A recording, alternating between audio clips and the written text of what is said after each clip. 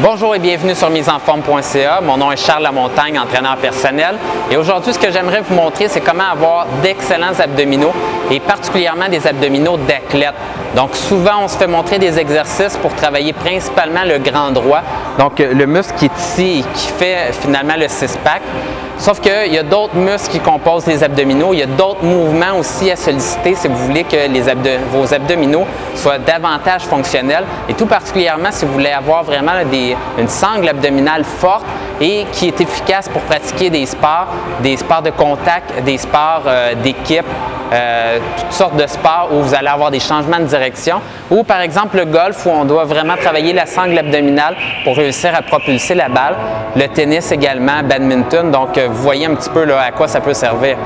Donc, pour réussir à faire ça, au lieu de juste faire des flexions du tronc comme ceci pour travailler le grand droit, on comprend bien que durant les sports, on a des mouvements de rotation aussi. Et les deux principales rotations qu'on a, c'est des rotations vers le bas comme ceci, par exemple au golf, lorsqu'on descend notre bâton.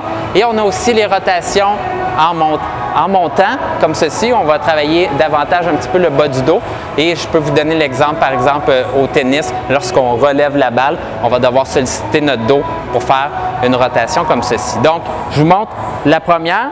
Tout ce que vous avez besoin de faire, c'est mettre les câbles après une poulie basse. Et là, ce que vous allez vouloir faire, on se retire un petit peu de la poulie.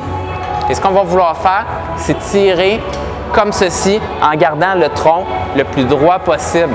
Donc, ce qu'on veut faire, c'est vraiment solidifier le tronc et faire en sorte qu'il ne bouge pas lorsqu'il y a une tension qui lui demande de tourner. Donc, on veut l'avoir le plus stable possible.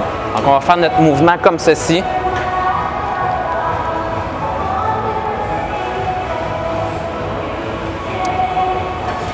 Ça, c'était la partie pour le dos. Donc, le dos vient travailler pour pouvoir faire le mouvement. Maintenant, on va le faire pour les abdominaux. Et là, c'est exactement le contraire qu'on doit faire. On doit avoir la poulie haute. Vous mettez le genou au sol. Et ce qu'on va essayer de faire, c'est descendre en gardant le tronc, encore une fois, le plus stable possible.